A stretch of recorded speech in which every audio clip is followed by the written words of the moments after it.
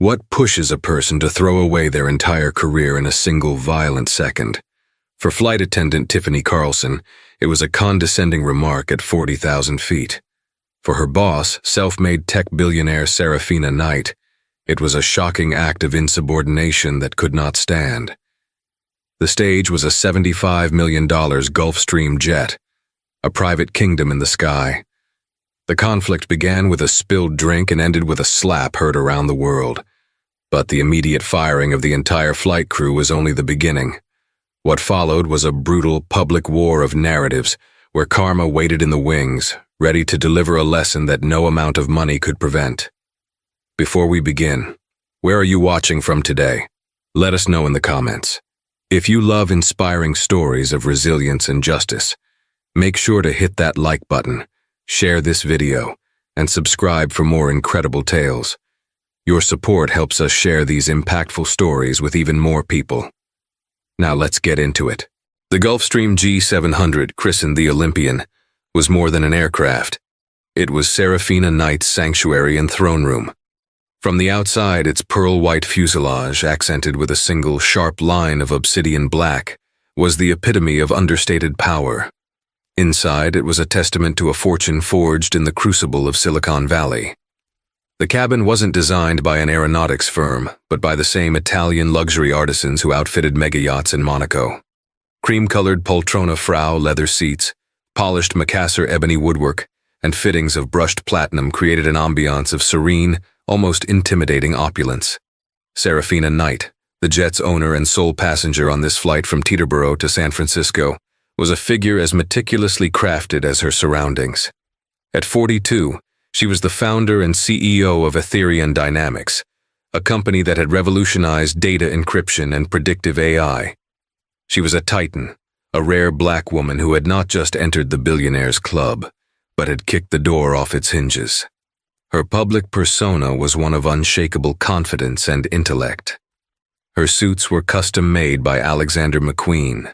Her gaze was direct and dissecting, and she never, ever wasted a single word. To her employees, both on the ground and in the air, she was a demanding but predictable force of nature. She required absolute perfection. Not excellence, not high standards, but flaw-free, anticipatory perfection. Her coffee had to be a specific single-origin Ethiopian bean, brewed at precisely 92°C and served in a pre-warmed porcelain cup. The cabin temperature had to be a constant 21.5°C. The flight plan had to be devoid of even the mildest turbulence, a demand that often sent her pilots on 1,000-mile detours. The flight crew on the Olympian was the best that money could buy, a team hand-picked for their experience, discretion, and seemingly unflappable nature. The lead flight attendant, Marcus Thorne, was a veteran of 2 decades, having served royalty and rock stars. He moved with a quiet grace, his face a mask of professional calm. The pilots, Captain Eva Rostova and First Officer David Chen, were masters of their craft, calm voices over the intercom who navigated the skies with surgical precision. And then there was Tiffany Carlson. At 28, Tiffany was the newest addition to the team, having been with Ethereum's flight department for only 6 months. She was blonde, pretty in a girl-next-door way, and possessed an ambition that often outstripped her skill. She'd worked on charter jets before, serving wealthy families on holiday, and she thought she understood the world of the ultra-rich. She was wrong. Serving vacationing bankers was not the same as serving an empress in her airborne palace. On this particular Monday, a storm was brewing within Tiffany that had nothing to do with the weather. The night before, her fiancé, a man she'd financially supported for the better part of a year, had packed his bags and left. He'd called her high-strung and obsessed with her stupid job. The words echoed in her head, mingling with the low hum of the Rolls-Royce engines. She was drowning in debt from his failed business ventures. Her smile felt brittle, and the professional mask she wore was threatening to crack. Marcus had noticed her distraction during the pre-flight checks. "Tiffany, you with us?" he'd asked gently, as she stared blankly at the catering manifest. "Yeah, sorry, Marcus, just a long night," she'd replied, forcing a smile. He'd let it go. It was a short domestic flight after all. What could possibly go wrong? An hour into the flight, as the jet sliced silently through the stratosphere, Serafina Knight pressed the call button. The soft, two-tone chime was barely audible, but in the hush of the cabin, it landed with the weight of a royal summons. Marcus was in the galley preparing a fruit platter. "I'll get it," Tiffany said quickly, eager to prove her competence, to silence the nagging voice of her ex-fiancé in her head. She smoothed her uniform, a chic charcoal gray dress designed by a rising star in London fashion, and walked toward the main cabin. Serafina was not looking up from her tablet, her fingers flying across the screen as she dissected a quarterly earnings report. "Miss Knight?" Tiffany asked, her voice a little too loud in the quiet space. Serafina didn't look up. A glass of water from the Vosges Mountains, not the bottle from Fiji. 2 ice cubes, no more, no less, and a slice of lime cut to a 3mm wedge. It was a standard, if ridiculously specific, request. But the dismissive tone, the fact that Serafina didn't even grant her eye contact, pricked at Tiffany's already raw nerves. She felt less like a professional flight attendant and more like a vending machine. "Of course, Miss Knight," she said, her voice tight.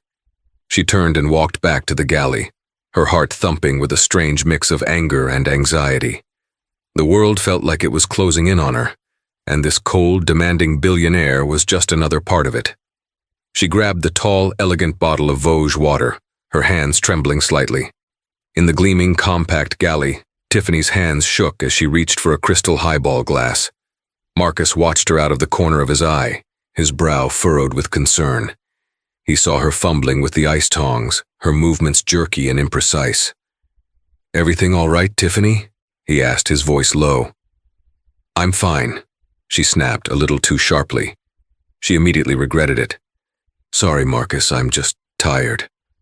She dropped 2 ice cubes into the glass. They were slightly different sizes. Will she even notice? She thought, a wave of defiant resentment washing over her.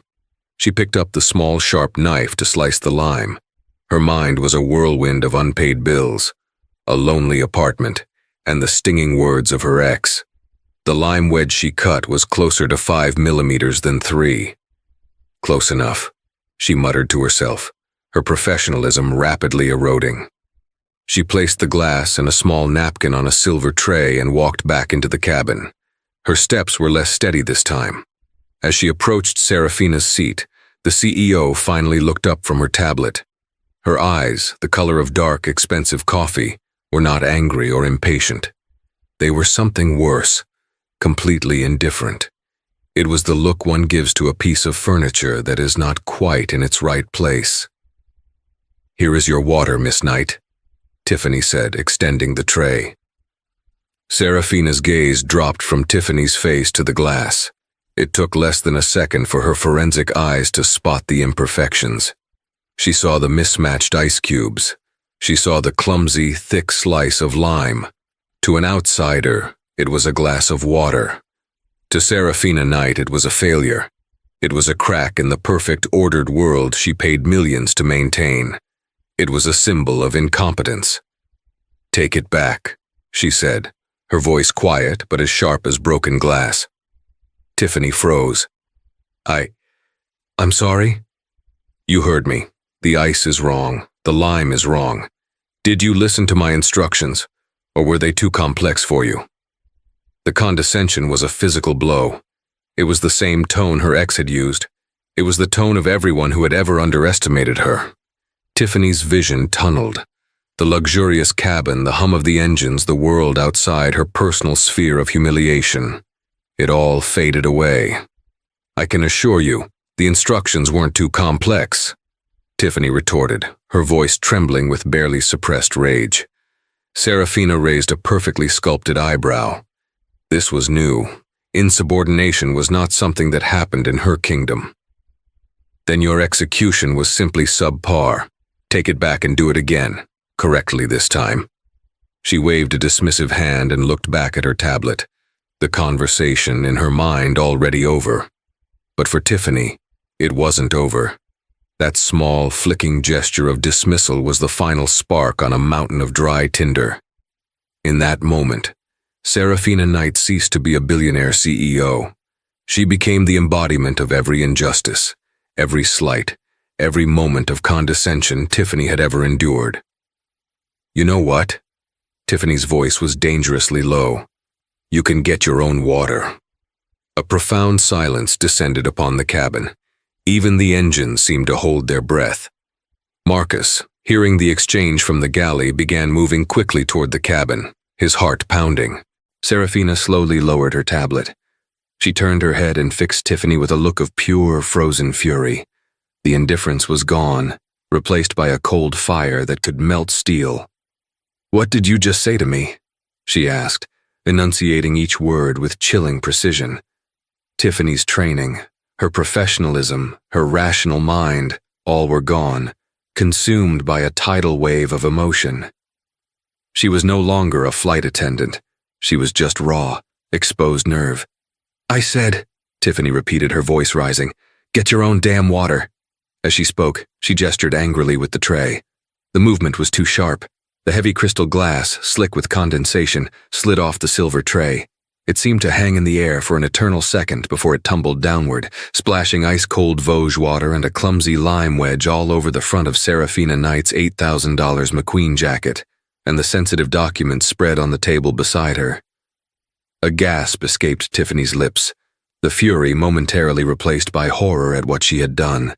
Serafina Knight looked down at the dark stains spreading across her gray suit, at the water seeping into her confidential papers. She then slowly, deliberately raised her eyes to meet Tiffany's. The look on her face was no longer just anger. It was something primal, something terrifying. Marcus arrived just in time to witness the final, catastrophic moment. "Miss Knight, I am so sorry," Tiffany stammered, reality crashing back in. She reached for a napkin, intending to help, to fix it, to somehow turn back time by 10 seconds. "Don't you touch me," Serafina hissed, her voice a venomous whisper. She stood up, her 5'9" frame seeming to tower over the flight attendant. "You are incompetent. You are insolent. You are nothing." The words, laced with such pure, unadulterated contempt, struck the final, fatal blow to Tiffany's shredded composure. Her mind went white with rage. All the frustration from her failed relationship, her debt, her crumbling life coalesced into a single kinetic point. Before Marcus could intervene, before she even knew what she was doing, Tiffany's hand shot out. The sound of her palm connecting with Serafina Knight's cheek was a shocking, ugly crack that shattered the sacred silence of the Olympian. It was not a soft slap. It was a hard, stinging impact that snapped Serafina's head to the side. For a full 5 seconds, the only sound was the faint hum of the engines. Marcus stood frozen in the aisle, his mouth agape. Tiffany stared at her own hand, trembling, as if it belonged to someone else. Serafina slowly turned her head back. A red handprint was already beginning to bloom on her dark skin. Her eyes, however, showed no pain. They held a terrifying, absolute calm, the calm of a supernova just before it obliterates everything in its path. She didn't raise her voice. She didn't need to. She looked past Tiffany, her gaze landing on the horrified Marcus. "Marcus," she said, her voice eerily steady, "contact Captain Rostova. Tell her we are diverting to the nearest suitable airport, immediately." She then shifted her gaze back to Tiffany, whose face was now a mask of pure terror. "As for you," Serafina said, the words falling like chips of ice, "pack your things, you are fired." She paused, her eyes sweeping over to include Marcus. "In fact, all of you are. Marcus, the pilots, everyone. The moment we land, this entire crew is terminated. Get off my jet." The silence that followed Serafina's decree was heavier and more suffocating than the initial shock of the slap. It was a sentence, delivered with the finality of a judge's gavel, and it condemned not just the guilty, but everyone in her orbit. Marcus Thorne, the consummate professional, felt the floor drop out from beneath him. 20 years of flawless service, of anticipating the whims of the world's most powerful people, of building a reputation for impeccable discretion. all of it incinerated in an instant because of a subordinate's catastrophic loss of control. "Miss Knight," he began, his voice strained but respectful. "Please, I implore you to reconsider. This was an isolated incident. Tiffany's actions are inexcusable. But Captain Rostova and First Officer Chen are in the cockpit. They had nothing to do with this. I will take full responsibility for my team's failure, but please, do not punish them." Serafina turned her cold gaze on him. "Responsibility? Marcus, your responsibility was to ensure a seamless professional environment. Instead, you allowed this emotional, unstable liability onto my aircraft.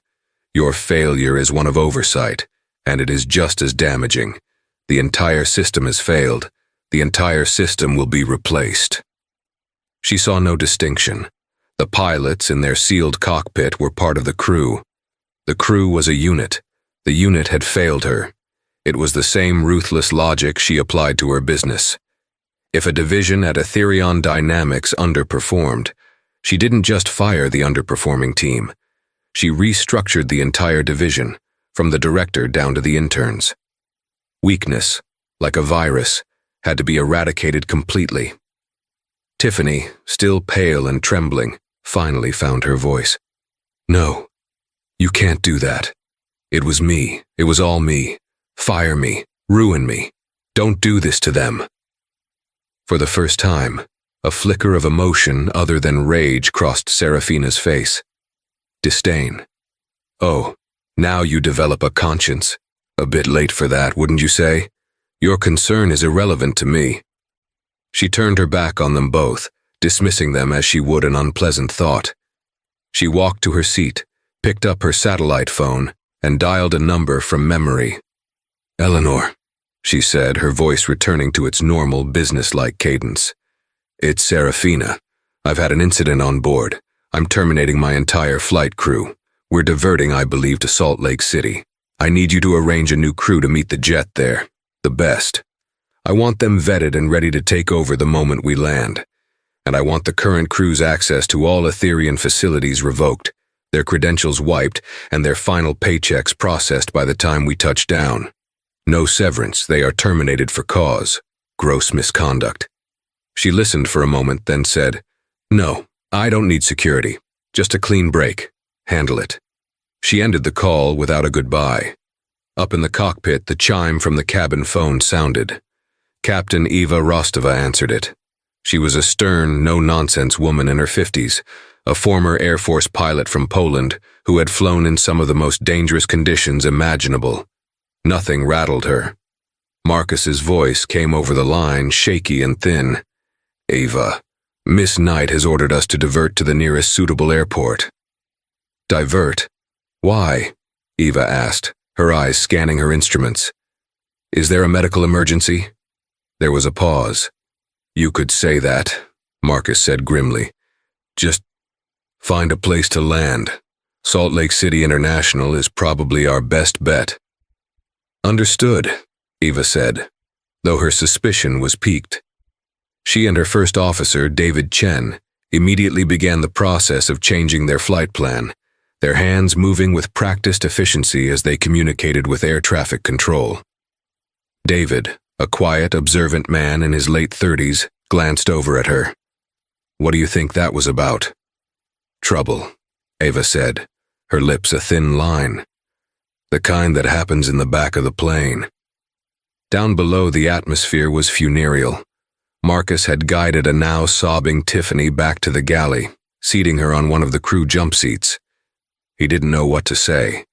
He felt a hot surge of anger at her, followed by a cold wave of despair for himself and the pilots. His career was over. A termination for cause from an employer like Serafina Knight was a black mark you could never erase. He would be blacklisted. He walked back to the main cabin. Serafina was sitting perfectly still, staring out the window at the endless blue sky, the red mark on her cheek a stark contrast to her dark skin. The spilled water had been ignored, the papers left to dry. It was as if the mess was beneath her to even acknowledge. "Miss Knight," Marcus tried one last time, his voice pleading. "My pension, my family. David has a child on the way. Ava supports her elderly parents. What happened here was unthinkable, but their lives... Serafina cut him off without turning her head. They should have thought of that before they decided to work for a company whose standards they clearly couldn't meet. This conversation is over, Marcus. The finality in her tone was absolute. Marcus retreated, defeated. He knew then that he wasn't speaking to a person anymore. He was speaking to an idea, to a corporation, to an unbending principle. He was pleading with Etherean dynamics itself, and the company had no heart. The descent into Salt Lake City was tense and silent. When the wheels of the Olympian touched the runway with a gentle bump, the sound seemed to echo the fall of 4 careers. As the jet taxied toward a private FBO, a sleek black Escalade was already waiting on the tarmac. A woman in a sharp business suit, Eleanor Shaw, Serafina's famously ruthless chief legal counsel, stepped out of the vehicle. The moment the engine spooled down and the main door hissed open, Serafina stood. She picked up her briefcase, walked past her crew without a glance, and descended the stairs to the waiting car. She didn't look back. Eleanor Shaw ascended the stairs, her face impassive. She held 4 envelopes. Marcus Thorne, Eva Rostova, David Chen, Tiffany Carlson, she said, reading the names as if they were inventory. As per your employment contracts, you have been terminated for cause, effective immediately. Inside these envelopes, you will find your final paychecks and a non-disclosure agreement that you are contractually obligated to honor. A car is waiting to take you to a hotel for the night. Your personal belongings will be shipped to you. Do not attempt to contact Miss Knight or any employee of Ethereon Dynamics again. She placed the envelopes on a nearby seat and turned to leave. David Chen, who had just emerged from the cockpit, finally spoke. We're just thrown away for something we didn't even witness. Eleanor Shaw paused at the top of the stairs and looked at him, her expression one of mild surprise that he would even ask. You were her crew. Her crew failed. It is that simple. Have a nice day. She descended the stairs, and the door to the Olympian was closed by the FBO ground staff, sealing the former crew inside with the wreckage of their lives. A few hours later, a new smiling crew would walk up those same stairs, ready to serve their queen in her kingdom in the sky. The Marriott near the Salt Lake City airport was a world away from the platinum and leather luxury of the Olympian. Its beige walls and generic art felt like a deliberate insult. The 4 terminated crew members sat in a shared suite that Eleanor Shaw's office had booked for them, the 4 envelopes lying untouched on the coffee table like unexploded bombs.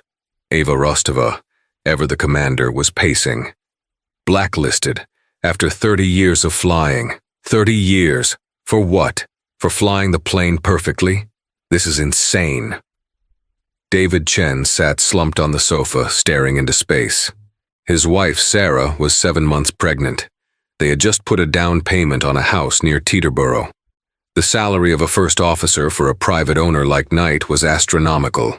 It was the foundation of their future. Now, that foundation was dust. She can't do this, he murmured, though he knew she could. He knew she had. There has to be some recourse. A lawsuit? Wrongful termination? Marcus, who had been staring out the window at the distant mountains, finally turned around. His face was gray with exhaustion. Wrongful termination? David, our contracts are ironclad. There's a morality clause, a clause about maintaining the integrity of the owner's environment. Her lawyers could argue that being in the same uniform as Tiffany was enough to tarnish that integrity. We wouldn't stand a chance. All eyes turned to Tiffany. She was curled up in an armchair, her face streaked with tears, her body shaking with silent sobs. The guilt was a physical weight, pressing the air from her lungs. I'm so sorry, she whispered, the words small and pathetic in the heavy silence. I'll tell them. I'll release a statement. Tell everyone it was my fault, that you had nothing to do with it. Eva let out a short, harsh laugh. A statement? To whom? The Journal of Fired Flight Crews? Nobody will care. Serafina Knight is Ethereon Dynamics. She's a media darling, a trailblazer, a goddess of tech. We are the help. Who do you think they will believe? The brutal truth of her words silenced the room again. They were nobodies. Their side of the story didn't matter. Meanwhile, Serafina Knight was already in the air, en route to San Francisco on her own jet. now staffed by a new, deferential crew who served her water with perfectly uniform ice cubes and a precisely cut lime wedge. She sat in her leather throne, the faint redness on her cheek the only lingering evidence of the incident. She felt no remorse. She felt cleansed. She had discovered a cancer in her system and had excised it with surgical precision. It was a necessary, if unpleasant, act of quality control. Her focus had already moved on to the reason for her trip, a critical meeting with Department of Defense officials. Etherion was the frontrunner for Project Chimera, a multi-billion-dollar government contract to create a next-generation cybersecurity shield for the nation's infrastructure. This deal would cement her legacy, elevating her from a mere tech billionaire to a vital component of national security. The incident on the plane was a trivial distraction, already forgotten. But the world is smaller than it seems, especially the tight-knit, gossipy world of private aviation. The FBO staff in Salt Lake City had seen the pristine Etherian crew unceremoniously dumped on the tarmac. They had seen the black car and the lawyer. They had seen a new crew board within hours. They talked. They whispered to other pilots, other flight attendants, other ground crews. The initial rumor was simple. Serafina Knight had a fit and fired her whole crew mid-flight. By the time the whispers reached a freelance aviation blogger in Florida named Liam Costas, the story had grown more dramatic. A flight attendant had spilled a drink on her, and she'd fired everyone on the spot. Liam, who ran a moderately successful blog called Tarmac Tales, smelled a story about a tyrannical billionaire. It was juicy, clickable content. He started digging. He found a source, a disgruntled former Etherian pilot fired a year earlier for a minor infraction, who was happy to speak off the record. This source painted a picture of Knight as a cold, unforgiving despot who treated her staff like disposable objects. Liam wrote the piece. He framed it as a cautionary tale. The Ice Queen of Etherion, billionaire CEO Serafina Knight, allegedly fires entire flight crew over spilled water. He had no idea about the slap. He didn't know the whole truth. He just had enough smoke to scream fire. He published the post late on Tuesday night. By Wednesday morning, it had been picked up by a larger, more mainstream gossip site. By Wednesday afternoon, it was a trending topic on Twitter. The narrative was set. Serafina Knight, the powerful tech mogul, was a petty tyrant. In San Francisco, Serafina's chief communications officer, a sharp man named Ben Carter, saw the storm brewing online. He walked into Serafina's temporary office at the Etherion campus, his face grim. "We have a problem," he said, placing a tablet on her desk showing the headlines. Serafina glanced at them, her expression unreadable. "It's a minor nuisance. The story is inaccurate." "It doesn't matter if it's inaccurate, Serafina. It's the story that's out there. People are calling you a monster, a modern-day Marie Antoinette. Let them drink Fiji water." One person tweeted. "It's starting to go viral." "Then kill it," she ordered. "Release a statement.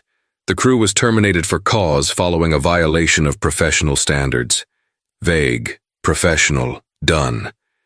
"It's not that simple," Ben insisted, his voice rising with an urgency she rarely heard from him. "Your meeting for Project Chimera is on Friday. The Pentagon Committee will see this. It paints a picture of instability, of erratic behavior. It's a character issue. We need to get ahead of it." Serafina finally gave him her full attention.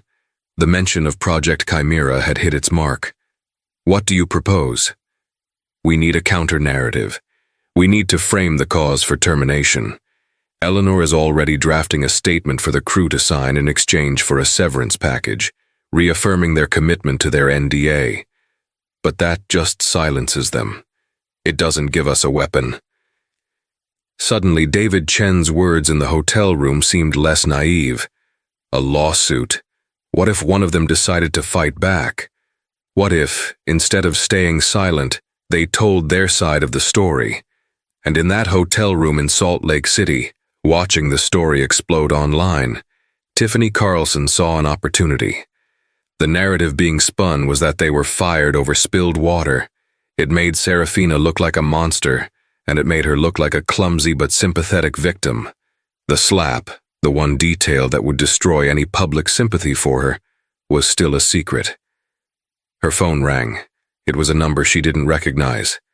"Is this Tiffany Carlson?" a smooth male voice asked. "Who is this?" "My name is Julian Croft. I read about your story. I believe I can help you.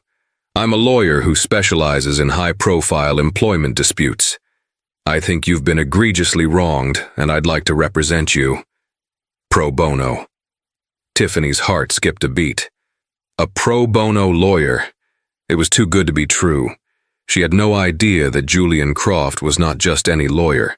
He was the brother and secret weapon of Arthur Croft, the CEO of Cybex Security, Ethereum's primary rival for the Project Chimera contract. The storm had just become a hurricane. Julian Croft was not the kind of lawyer who argued precedents in dusty courtrooms. He was a predator who operated in the court of public opinion. He was handsome, silver-tongued, and possessed a preternatural understanding of how to shape a narrative. When he heard about the Ethereum incident, he didn't just see a legal case. He saw a powerful lever to pry the multi-billion-dollar Project Chimera contract away from his brother's rival. His call to Tiffany Carlson was the opening move in a grand, cynical game of chess. "Tiffany," he said, his voice dripping with empathy over the phone, "what Serafina Knight did to you and your colleagues was not just unfair, it was inhumane. We can't let her get away with it." Tiffany, desperate and seeing a glimmer of hope, agreed to speak with him. Within hours, Julian had flown to Salt Lake City and was sitting opposite her in the soulless hotel suite. Marcus, Ava, and David were there too, skeptical but willing to listen. Julian ignored them at first, focusing all his considerable charm on Tiffany. "Tell me everything," he urged, "from the moment you stepped onto that plane."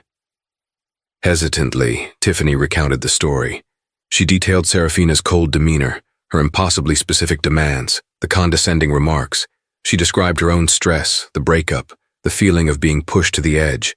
And then she got to the critical moment. She told him about spilling the water. And then she lied. It was a lie of omission, the most dangerous kind. "She stood up and started screaming at me," Tiffany said, tears welling in her eyes. Tears that were now part guilt, part performance. "She called me incompetent, worthless. She was right in my face. I was terrified. She fired everyone right there on the spot. It was the most humiliating moment of my life." She left out the slap.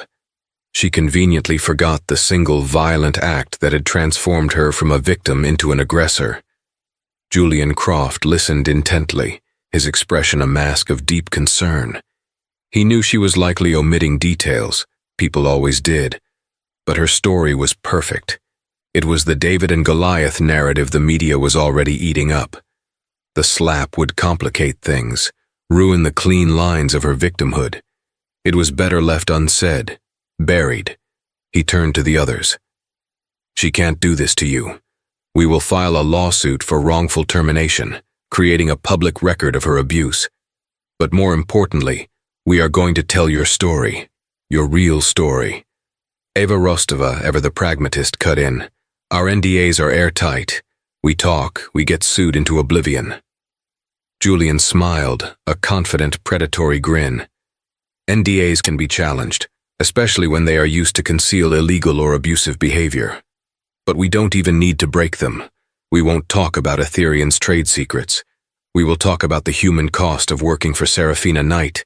We will talk about your stellar records, your families, your ruined careers.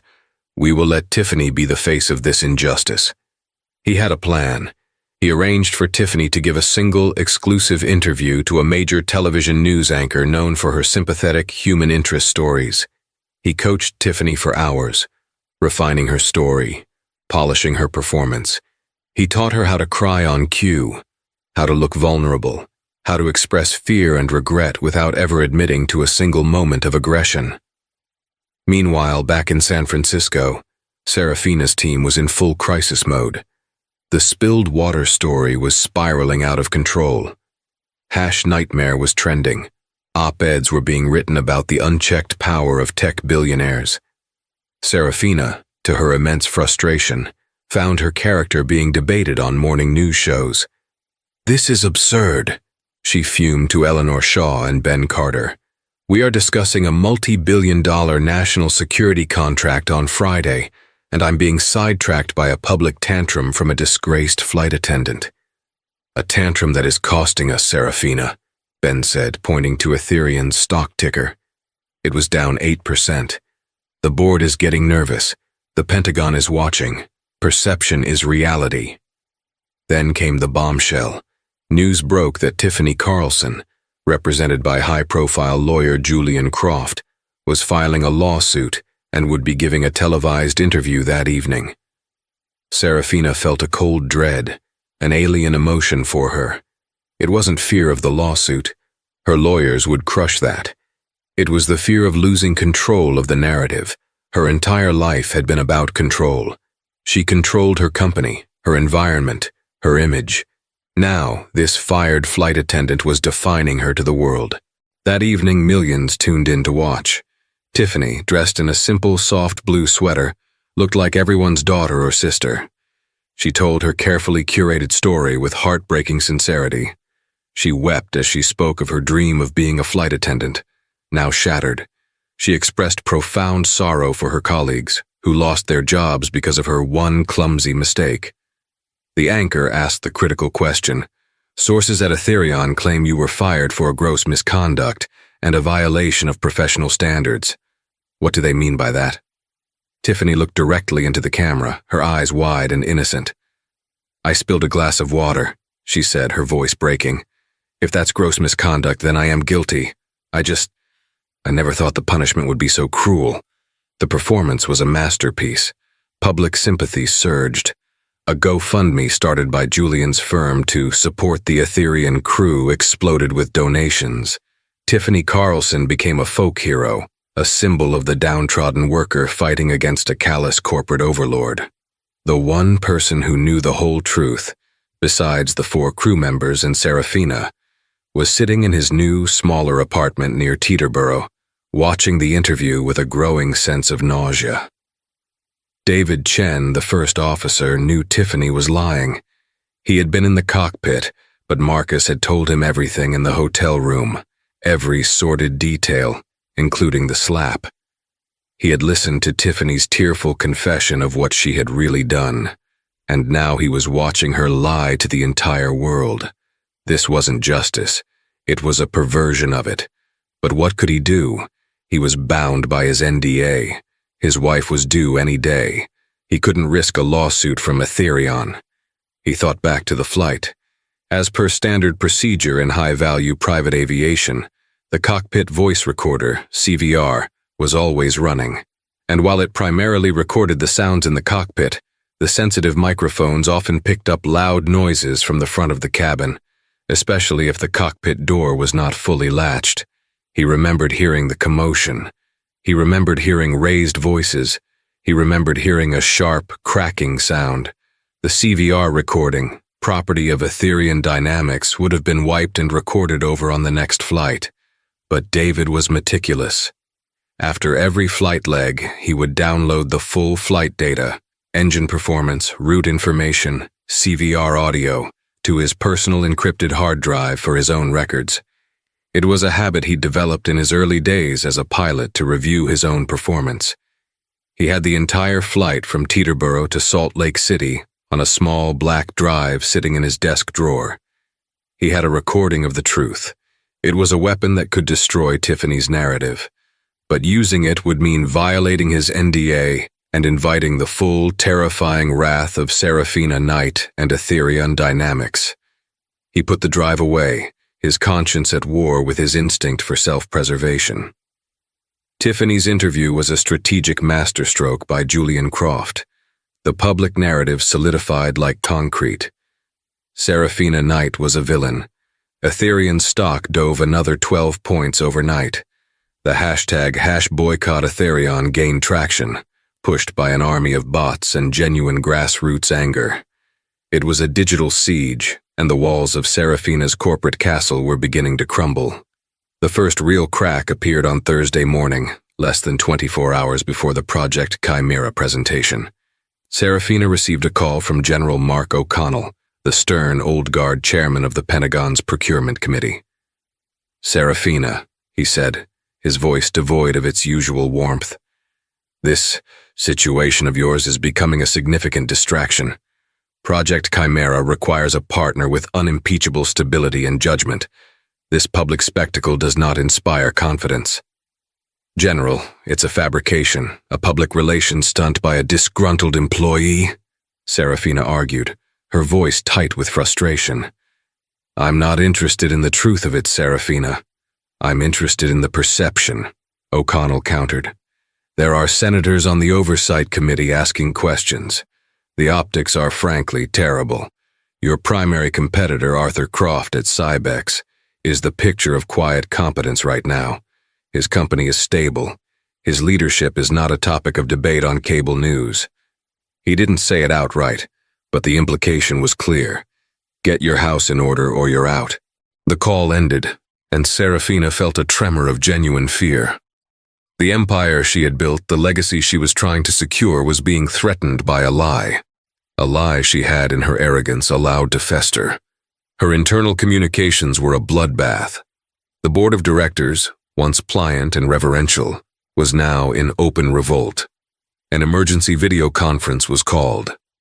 "Serafina, this has gone too far," said Lawrence Finch, a board member from a major venture capital fund.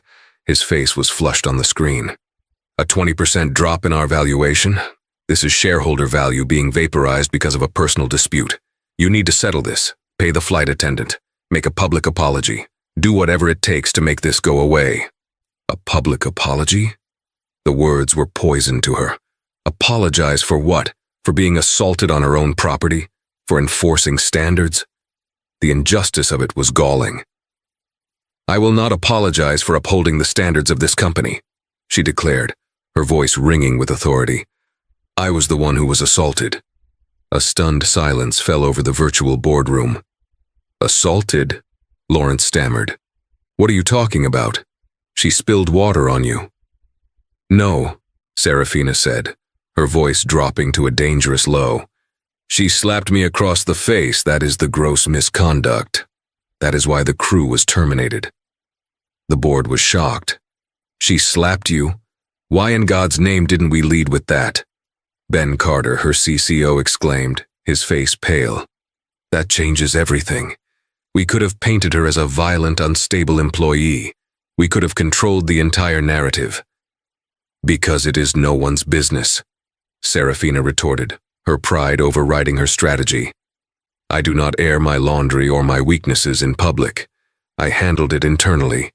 It should have ended there." It was a fatal miscalculation, born of a lifetime of believing she was untouchable. In her quest to maintain an image of invulnerable strength, she had refused to show the one thing that might have saved her, a moment of vulnerability. By hiding the slap, she had handed her enemies the perfect weapon. The siege was now coming from inside. Arthur Croft, CEO of Cybex Security, chose this exact moment to strike. He initiated a hostile takeover bid for Etherion Dynamics. It was an audacious, predatory move. He knew Etherion's stock was artificially depressed. He knew the board was panicking and might be looking for an exit.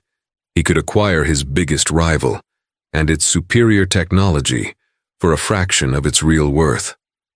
The news of the takeover bid hit the markets like a lightning strike. Etherion was officially in play, wounded and bleeding. Serafina Knight was trapped. She was fighting a war on 3 fronts.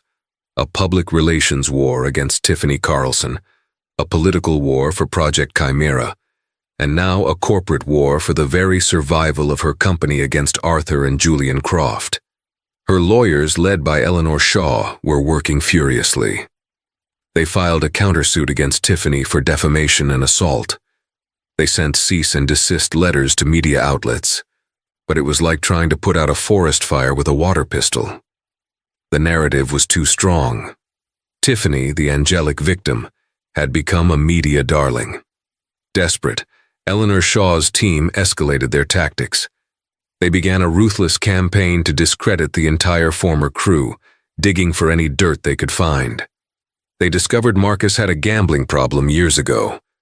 They found out Ava Rostova had been reprimanded in the Air Force for insubordination. And they discovered that David Chen's wife had a complicated medical history, making them financially vulnerable. They began leaking this information through anonymous sources, hoping to muddy the waters. This was the final straw for David Chen. He was at the hospital with his wife Sarah for a routine checkup when he saw the headline on his phone on a sleazy gossip site. Fired Etherian pilot's family drowning in medical debt. Is this a desperate cash grab? They had come after his family. They had weaponized his wife's health. The war between his conscience and his fear was over. His fear had lost. He went home, opened his desk drawer, and took out the small, black, encrypted hard drive. He looked at it for a long time, the key to the entire sordid affair resting in the palm of his hand. He wasn't thinking about justice for Serafina Knight. He wasn't thinking about revenge. He was thinking about the truth. He was a pilot. He believed in checklists, in procedures, in the objective, verifiable facts of physics and aerodynamics.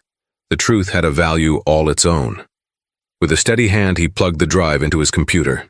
He found the audio file labeled AET 700_TET SLC. He isolated the crucial 2-minute segment. The audio was slightly muffled by the cockpit door, but the voices were unmistakable. Tiffany's defiant shout, Serafina's cold, contemptuous words, and then, loud and clear, the sharp, ugly crack of the slap, followed by 5 seconds of damning silence. He attached the file to an anonymous, encrypted email. He sent it to one person, a respected investigative journalist at the New York Times known for his meticulous, fact-based reporting. The subject line was simple. The truth about Flight 700. He hit send. The siege of Etherion was about to be broken by an unexpected truth bomb. The New York Times article dropped on Friday morning, just hours before Serafina was scheduled to make her final presentation for Project Chimera. The headline was stark and unequivocal. Leaked cockpit recording reveals violent altercation on Serafina Knight's jet. The article was a journalistic demolition. It didn't rely on anonymous sources or emotional appeals. It relied on the cold, hard evidence of the audio file, which it embedded for the world to hear. The reporter had authenticated the file with aviation sound experts. He had laid out a precise timeline of events. The world heard it all. They heard Serafina's demanding, condescending tone. Her words, "Were the instructions too complex for you?" confirmed the narrative that she was a difficult, imperious boss. There was no sympathy for her in that. But then they heard Tiffany Carlson's shocking escalation. They heard her shout, "Get your own damn water!" An act of blatant insubordination that no employee could justify. And then they heard the slap. The sound was visceral and undeniable. It recontextualized everything. It proved that Serafina had been physically assaulted. It proved that Tiffany Carlson, the tearful, gentle victim from the television interview, had lied, not just by omission, but by constructing a reality that was the polar opposite of the truth. The public backlash was instantaneous and brutal, but this time it was aimed squarely at Tiffany. The folk hero of yesterday was the fraud of today. The GoFundMe page was shut down amidst a torrent of angry demands for refunds. The hashtag #TiffanySlapped trended worldwide. The news anchor who conducted the sympathetic interview was excoriated for her lack of journalistic rigor. Julian Croft's carefully constructed house of cards collapsed in spectacular fashion. His client was now a pariah, exposed as a liar and an aggressor. His brother's hostile takeover bid, predicated on Etherion's instability, now looked like a cynical, opportunistic attack based on a falsehood. The moral high ground had evaporated. In the sterile green room before her Pentagon presentation, Serafina Knight watched the fallout on a large monitor. Ben Carter and Eleanor Shaw stood beside her, a mixture of relief and awe on their faces. "It's over," Ben breathed. "The narrative is completely reset. You're not the villain anymore. You're the victim who was telling the truth all along." But Serafina felt no triumph. She listened to the recording again, this time not as a defendant, but as an observer. Yes, she heard the slap that vindicated her. But she also heard her own voice, cold, arrogant, dehumanizing. She heard the contempt in her own words as she called Tiffany nothing. She had won the battle for public opinion, but the recording laid bare a deeper, more personal truth. Her leadership was flawed. Her pursuit of perfection had created an environment where a stressed employee didn't feel she could make a simple mistake. Her demand for absolute control had led to a situation that spiraled completely out of her control. She had been right on the facts, but wrong in her humanity. A knock on the door. It was time. She walked into the secure boardroom. General O'Connell and the committee sat at a large, polished table, their faces grim. The news of the recording had clearly reached them. Serafina took her place at the podium. She looked at her prepared speech on the teleprompter, a data-driven, impersonal presentation on Etherion's technical superiority. She glanced at the faces of the committee, then made a decision.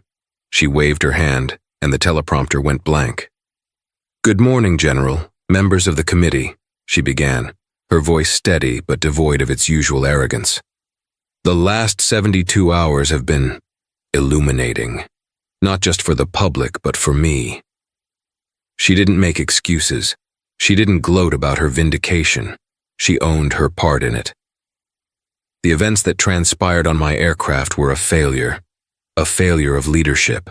My leadership," she stated, shocking her own team who were watching from the side. "I created an environment where pressure eclipsed professionalism, where humanity was secondary to perfection. I demanded loyalty but failed to offer compassion. That is not the kind of leader that a project of this national importance requires." She paused, letting the weight of her admissions settle in the room. "However," she continued, her voice gaining strength, "what this incident has also proven is that my company, Etherian Dynamics, and I do not bow to pressure, to public manipulation, or to corporate predation. We were assaulted, lied about, and attacked on all fronts. And we are still standing. We are still the best. Our technology is superior, our resolve is absolute, and our leader has just learned a very public, very painful lesson in humility. A lesson that, I assure you, will make me a more effective and reliable partner to the United States government than I was a week ago."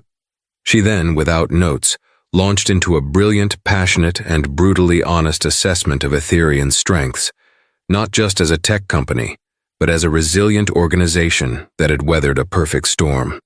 When she finished, the room was silent. General O'Connell looked at her, his expression unreadable. He then glanced at his fellow committee members and gave a single, almost imperceptible nod. The reckoning had come for everyone. Tiffany Carlson was facing a defamation and assault lawsuit from Etherion and potential criminal charges. Julian Croft's reputation was in tatters. Arthur Croft's takeover bid was dead in the water, and his own board was questioning his judgment. Serafina Knight saved her company.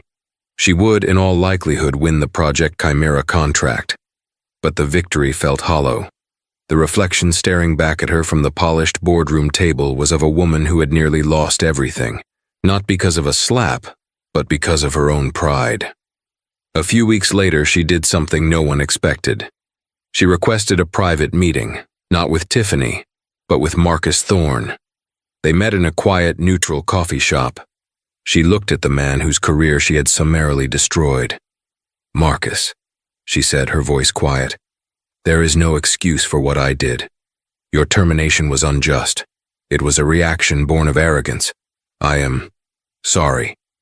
She offered him, Eva, and David their jobs back, with full back pay and a significant bonus as compensation for the ordeal. She also offered to personally fund the legal defense for Marcus and Eva against the public smears her own company had initiated. Marcus looked at her, studying her face for a long time. He saw the change in her eyes. The icy certainty was gone, replaced by something more measured, more human. He gave a slow nod. "Thank you, Miss Knight," he said. "David took a job with another firm. He's happy. His baby girl was born last week. But Eva and I will consider your offer." Serafina Knight walked out of the coffee shop, not as an empress, but as a leader who had been broken and remade. She had learned the hardest lesson of all. True power isn't the ability to control everyone around you. It's the wisdom and strength to control yourself. The kingdom in the sky would fly again, but its ruler would forever be changed by the turbulence she had created herself. Seraphina Knight's story is a chilling reminder that power and pride can be a blinding force. In her quest for untouchable perfection, she sowed the seeds of her own crisis. She was right about the facts, but was nearly destroyed because she ignored the human element. Tiffany Carlson's story is a tragedy of a different kind, a cautionary tale about how one moment of uncontrolled emotion, followed by a web of lies, can lead to absolute ruin. This wasn't a simple case of good versus evil, but a messy, real-life drama where everyone was flawed, and karma, aided by a hidden microphone, delivered its verdict with brutal impartiality. What do you think? Was Seraphina's initial decision to fire everyone justified, even before the slap was revealed? Could any of this have been avoided? Let us know your thoughts in the comments below. If this story of power, pride, and painful karma resonated with you, please hit that like button, share it with someone who loves a dramatic story, and be sure to subscribe to our channel for more deep dives into the most incredible real-life dramas. Thank you for watching.